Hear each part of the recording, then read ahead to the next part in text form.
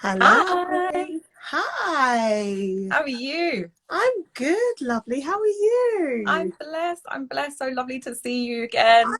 know. It's so nice to see your face like in real time. Right? We get used to just the whole kind of digital version of I life. know.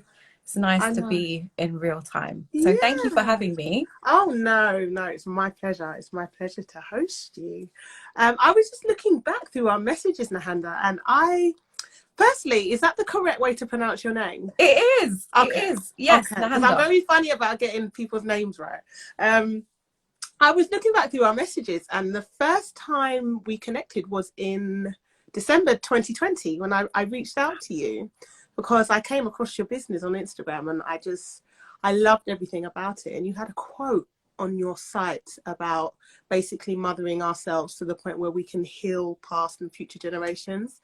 And that was it. I was like, I have to reach out to this woman. I have to connect Oh, with give her. thanks. And I actually, in that message, I said back in 2020, I would really like to do a live with you and Here have a we are. discussion. Here we are. It's It's so only taken funny, what 2 years isn't later, right? It's it? like, yeah, what is time? What is time? What is time? We We're are making it here. happen. We're making it work. Exactly. Yeah.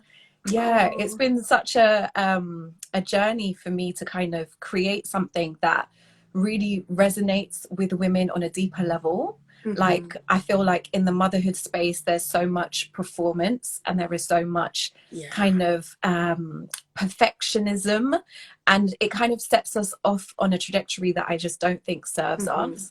And so for me it's always been really important to speak to the deeper calling of motherhood. Like, Mm-hmm. what do our souls go through when we enter into motherhood? And that's the birth of the Soul Mama journey, really. Oh, So wow. the fact that you felt that, you resonated with that, and you felt called to Yeah. connect, thank you. Because yeah, we're in this sphere together to Mm-hmm. support women and support mothers. So Mm-hmm. it's been a Oh, that's pleasure. wonderful. That's wonderful. Yeah, because I remember when I came across your page and the way you responded to me, you were always just so warm and so inviting, and Thank just you. just the vibes I picked up from you. I naturally gravitate to people who have that kind of energy, you know. So it was really important to reach out. So I'm just so happy we're here Oh, I appreciate that. Vibes today. matter. Vibes matter. They do. You gotta Especially when trust your instincts, you know. Exactly. And especially when we're working in a kind of healer type dynamic, we can Mm-hmm. often kind of go into things with an expectation that the other person has authority, or I Yeah. guess even in the kind of medicalized way that we would have entered into motherhood, Mm-hmm. sometimes there's this lack of trust in our own instincts and our own intuition. And Yes. Yeah. everything about me is kind of like bringing women back to that space of trust your Mm-hmm. instinct, trust your energy, Mm-hmm. trust your vibe. Like Mm-hmm. that is what is going to serve you in your motherhood, let alone Yeah. in your healing. So Yeah. I'm glad you got that energy. Ah, yeah. So let's just get started by asking you the most obvious question. So how do you support women and mothers in your work? So I founded the Soul Mama Journey a year after I became a mother myself. Mm-hmm. And my daughter's now 6. So this was like 5 years ago. Mm-hmm. And I was kind of going through things in what I now know was a very kind of masculine energy. I was like Okay. pushing, I was efforting, I had goals and to-dos and expectations. Mm-hmm. And then when I didn't conceive in the time that I thought that I would, Mm-hmm. in the way that I thought that I would, it kind of set me into this space of like, oh, I can't go at that same rate. I can't bring that Okay. same energy into this Mm-hmm. journey. And so I think when we're used to being in a way where X action equals X result, when you Mm-hmm. move into a dynamic where you're not in control in that way anymore, it kind Mm-hmm. of opens us up to like, wait, who am I? What am I? And I Yes. realized like I have a soul, I have a spirit. There is so much more going on Mm-hmm. here.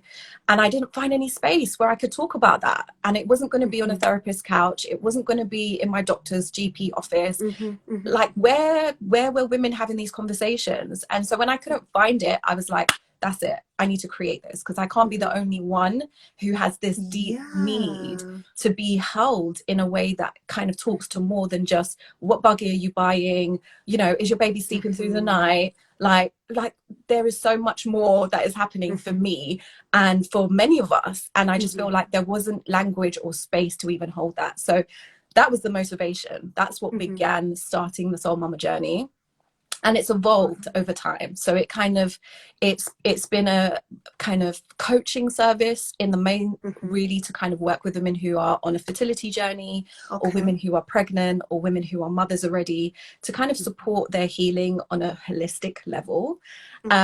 But I've also extended that into the Soul Mama podcast and the blogs that I write, which you also kindly contributed to a while back, and just a bringing together of community. I think if the pandemic taught us anything, it was like, it's not conducive or sustainable to mother alone, and to do that in a way that we're not resourcing ourselves, that we're not being supported, that we're not being held, we're not being honored, just leads us to burnout. And that's what leads to all of the things that we see in terms of maternal mental health.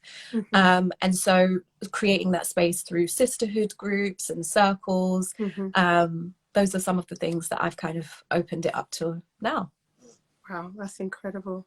You said so much there that I wish I had hours and hours to unpack, but that's just wonderful. I love the fact that you didn't feel it, so you created it, you know, because I feel that's so important, because I still have so many conversations with mothers to this day who feel isolated, or that they can't say certain things. And what you said earlier about motherhood and the element of performance that's in it, the kind of high expectations that we hold ourselves against, and it's like, where does that even come from?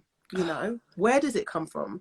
And I'm just a big believer of trying to reinstill ancient cultural traditions within the motherhood practice. Yes. So everything you do really speaks to me, because I feel like if we were more connected to those ancient rituals and practices, then we just have such more of a balanced and healthier journey throughout motherhood. Because I couldn't agree more. And I can see that that's the drive in your work as well, you know, in bringing our like ancient wisdom around herbs into the ways that we can support ourselves through these stages. And I think, like, in the same way that your work does that, it's about holding women with things that we know that we have access to, but we forget. And so it's almost a kind of reclaiming and a remembering of those ancient wisdoms, which don't need to be so far outside of ourselves. And I think one of the things that I wrote about in the blog that's going to be coming up on your page was about the fact that the wellness industry then gets dominated by women who are profiting from indigenous wisdom that the very descendants of which are not benefiting from, you know. And that was one of the things that continuously gripes me. It was like, okay, there are these healing modalities, whether it's yoga or breath work or herbs, but yet all of the spaces that sell that or that offer that, I'd be the only woman of color in the room. And I'd be like, why? Like, is it why? Like, what are the reasons why we're not accessing the things that would actually be our medicine? And so that was another big part of kind of stepping up and being visible in this space, was like, we can reclaim those things and actually benefit from those things and actually bring those things back into our community with the nuance and with the awareness of where they actually originally come from, because it's kind of like full circle time now. That's how I feel.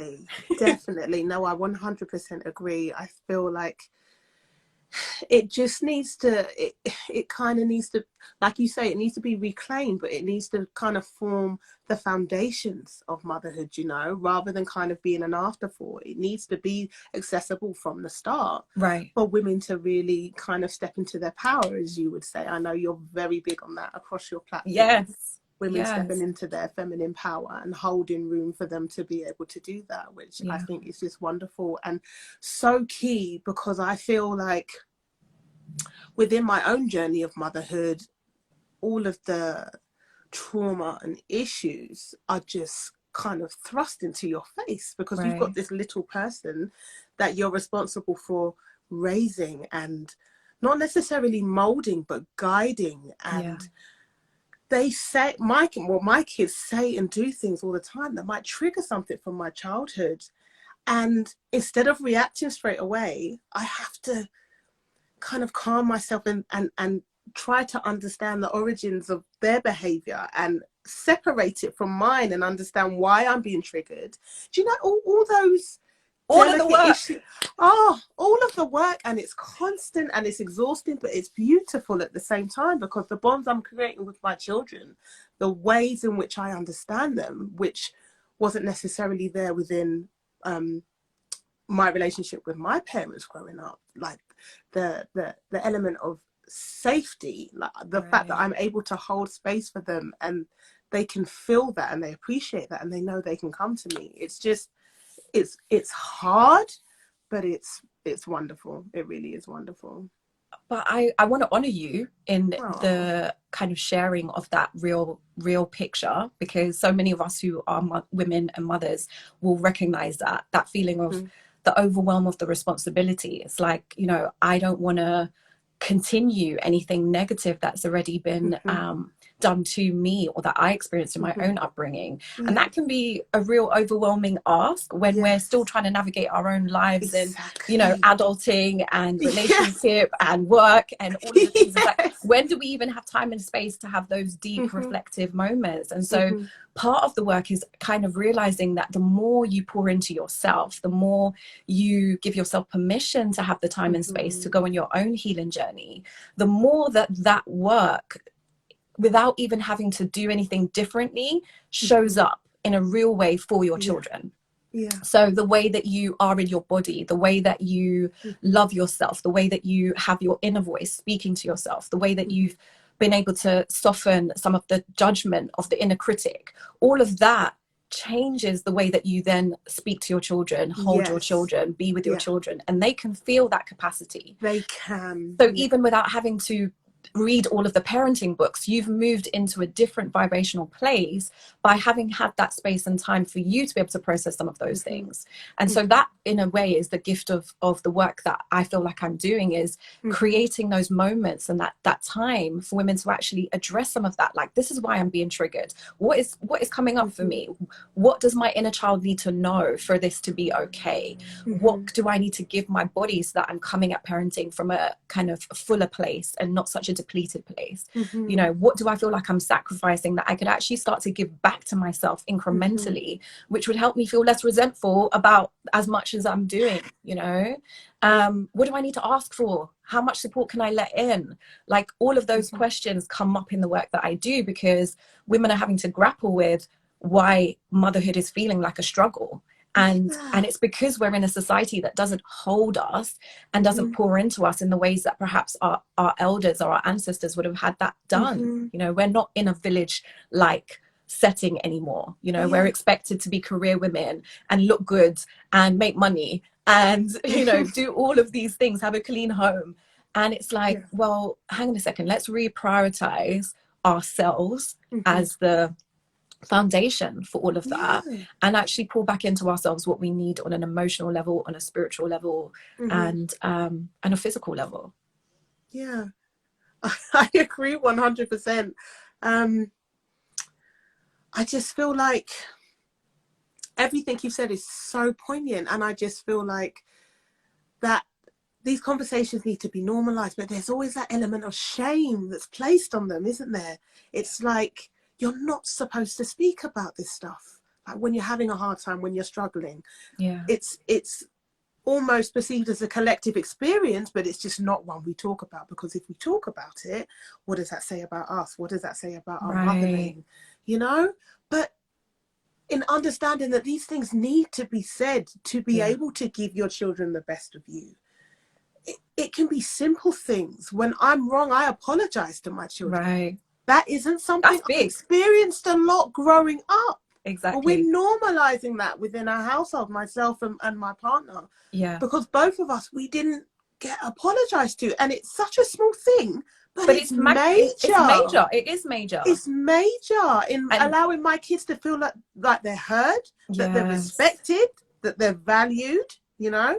And not just because I'm in this position of that they matter, and not just because I'm in this position of parent that everything I say goes and everything I say is right.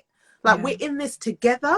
And I really want them to have an understanding of that. So I speak to them. I say, mummy is wrong, and like I'm not always going to get it right. And they might say something like, but yeah, you're mummy, and I'm like, yeah, but I'm not perfect. Right. And I think that's what's really dangerous within the journey of not just mothering, but parenthood. This kind of pedestal that we automatically get put on as parents. I think it's really unhealthy and detrimental to our connections and our bonds to our children, because they place us on this, and it kind of dehumanizes us. And exactly that. We can't have that in order to connect with our children on the level that we really ought to be and need to be. Exactly. And it also negates, in what you're saying, in the ways that perhaps the elder generation raised our generation, was kind of like there wasn't a valuing of what we were bringing to the table as children. And I think the work that I'm doing, and that it sounds like you're doing as well, in terms of bringing a conscious intention to the way that you parent, is then kind of saying, like, there are things that are going to come up that I'm going to need to not just repeat unconsciously, but I am going to need to face and heal and honor, and then show up in a different way. And that does look like saying sorry. That does look like also valuing the fact that your child is coming with some wisdom as well. They're coming with their own divine intelligence, and they may have an agenda or a life purpose that's going to be very different to whatever you had in your mind about who they were when you decided you wanted to become a mother. And so it's almost like creating that symbiosis again, to give women the space to be able to honor their purpose, their soul mission, and then acknowledging that their child is also coming with that. So the more space and the more healing you do, the more your child is able to be the fullest version of themselves. I really believe that. No, I agree too, because we are our children's teachers, you know. We're here to show them, and if we're not showing them kind of every facet of ourselves, then how can they go on and kind of have healthy relationships with other people and have an understanding of what that looks like, you know? Exactly that. So yeah, it's just breaking certain traditions of the past. Sorry, my son's off with me. He's got chicken pox. It's going. Oh, bless. It's been going around, actually. It's going around. My daughter had it last week, and now he's got it this week. Sending you mama love, because thank you. I need it. Holding the fort for sick children is enough to get you to the point of like, why did I choose this again? I hear you. I'm just trying to think through my questions. Oh, this is a good one. What are the biggest changes you see in the women and mothers you support?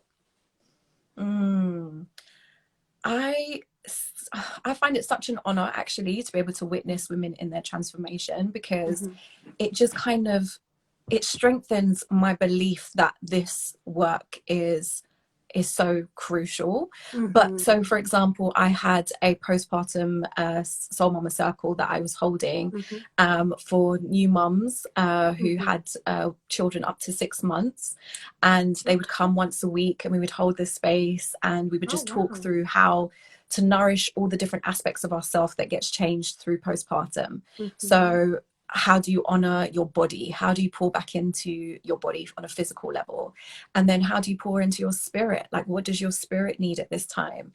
And how is it when you're at that most stretched, you know, energetically and physically? How can you then kind of find opportunities to accept support and receive support? And so just by having this kind of constant weekly gathering, at the end of that, women were literally like, I feel like a completely different woman, because I am able to voice things, because it's coming from a real more powerful place. So they were able to actually ask their partners for the support, and more importantly, to be able to receive their partners who were trying to support them, but perhaps there was a barrier around that before because they were trying to do everything themselves.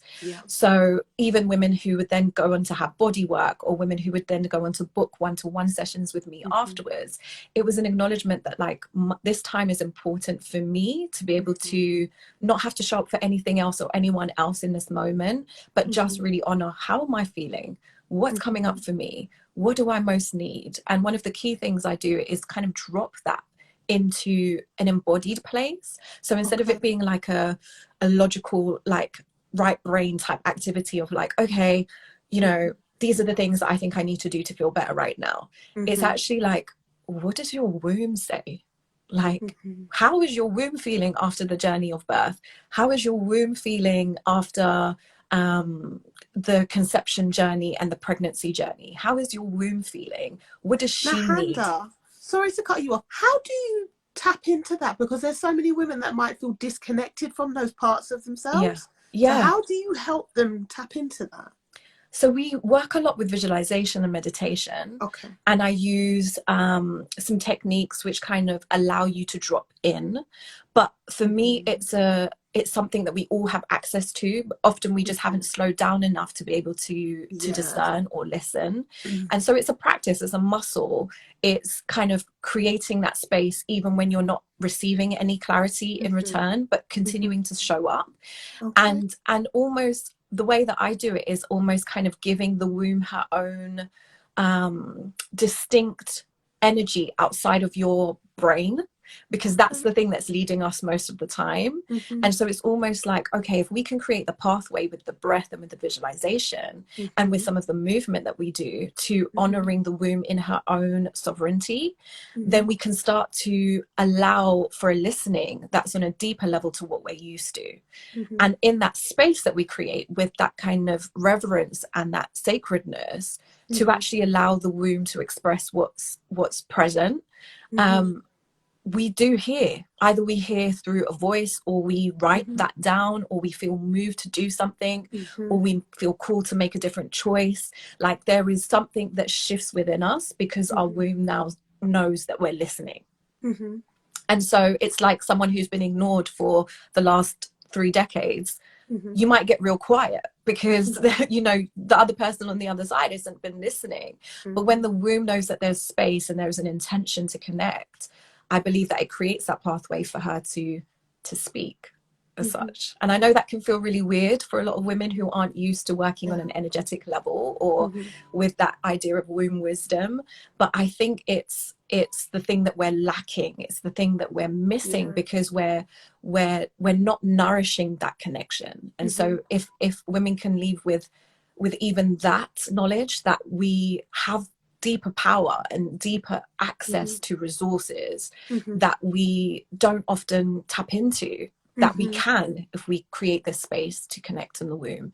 I feel like my work would be done. Do you know what I mean? It's like if the one thing you're going to walk away with, like begin that womb healing journey, because it's the seat to so much of our power, so much of our confidence, to so much of our guidance that then changes the things that we go on to do. This is why this directory was so important for me, to create and connect with businesses like yours and give them the visibility that they deserve, because the services you offer are so, the accessibility to it, the understanding that it's available, that these rituals and these practices and these connections that we should be having with our bodies are so important to our well-being, our health, emotionally, physically, mentally, our relationships going forward. And that's why it was so important to me to have your business on there, because I feel the journey of motherhood it's so big, and there's so much to unpack within it. And I feel like we always get to unpack it on a surface level, but never go beneath that. And that's why I love what you're doing, because you're just taking it that next level, like 10 levels. Do you know what I mean? But I appreciate that, sis. And I really appreciate the work that you're doing with the directory as well, just to shine a light, because that was something that was missing when I was looking around for, like, okay, I know that I need something. I know that I want to work through something. How and who and where, and like I didn't have anywhere to look for that, So I think the fact that you're kind of like curating this opportunity and this platforming of these businesses in this way is going to be a beautiful resource for women kind of coming through that journey. And it's an honor to be included in that list. Thank you so much. It really is. The honor's all mine and the pleasure's all mine to have your wonderful business on there. I think we've pretty much answered all of the rest of the questions, to be honest. One last question. Do you feel motherhood is an innate guide on some level when it comes to healing and stepping into our power? I know we've already touched on it slightly, but just to go into it a little bit more. I feel like it's an opener. It's a deep invitation, and it gives us an opportunity to awaken to things in a way that we perhaps didn't before motherhood. And so I know sometimes there's a conversation around, like, you know, women shouldn't be defined by motherhood, and motherhood isn't all that we are, and I agree with those as well. But I can't deny the expansive invitation that is present, the potential for transformation and for healing, because I call it like a veil being lifted. Like, all of a sudden, the things that we accepted, or the things that we did, or the things that we kind of just moved through life not thinking about, kind of that veil gets ripped down, and it's like, wait, hang on a second, why? Wait, you want me to bring my child to that? Wait, what? Why is society even set up like this? Why am I having to work when my baby needs me? Why am I having, like, all of those questions start to come up in a way that we then get to respond from a place of power, to being like, okay, if I'm not seeing things working for me, that must mean that they're not working for everyone else. And therefore, instead of rolling over and accepting things and just moving with the status quo, why don't I challenge these things in a way that helps me to move beyond what I've accepted and actually create something more beautiful, something more healing, something more powerful, which then brings us into a completely different realm of purpose and intention around the ways that we mother, but the ways that we live. I think that's the thing, is that the ways, you can't separate motherhood from your life, because it is your life at that point. And so the very ways that you live changes if you can sit with the opportunity that motherhood presents to face these things, the things that are kind of hidden within your own self, the things that were hidden in your own upbringing, in your own childhood, but then the things that are, you know, on a collective level, still continuing, even though they don't serve us as a collective. And so it's not that you need to go out and change anybody else or change the world, but the opportunity that you have to then mother from that place where you're not just like unconsciously carrying everything with you, you're actually pausing and saying, okay, this is my intention around this, and this is how I'm going to support myself to move in this way, which then gives space for the humans coming up to move in a different way, with more power, with more sovereignty than I think our generation had access to. So that's the gift for me of motherhood, and being able to support women to do that in a way that feels held and nourishing and gentle, I think is the foundation of this work. How wonderful.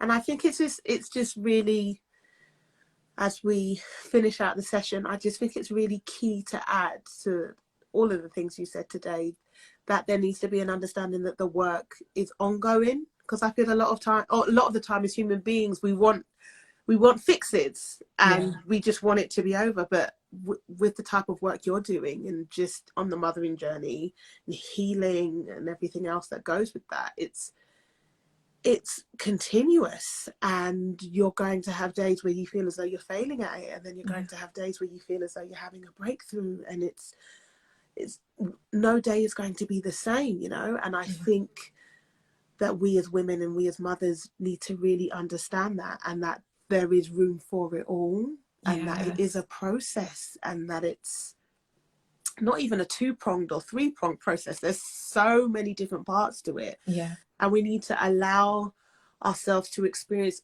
each aspect of it, you know, and just to know that we continue to try and grow and meet people where they're at, and grow within ourselves and be better, and be better for our children. But it does start with us. We are the foundation, you know. We have to work on ourselves before we can give back to anybody else. Exactly. And that means resourcing ourselves. It means resourcing ourselves. And I think people think about that as, okay, well, maybe I need more knowledge, or I need more information. It's not.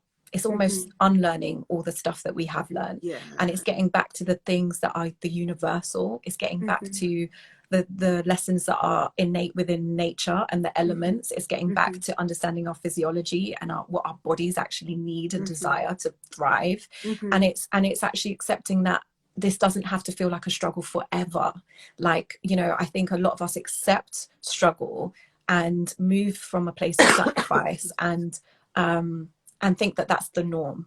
And I think what I pray is that we realize that it doesn't have to feel like that all the time, that through the honoring and through the healing that we get to expand our container, to be able to take the pleasure from it, to take the lessons from it and the wisdom from it and the fun from it. You know, it's not all heavy. Sometimes this work can sound as if it's all kind of trauma and healing, and, you know, doing the work can feel really burdensome, but it can really be playful.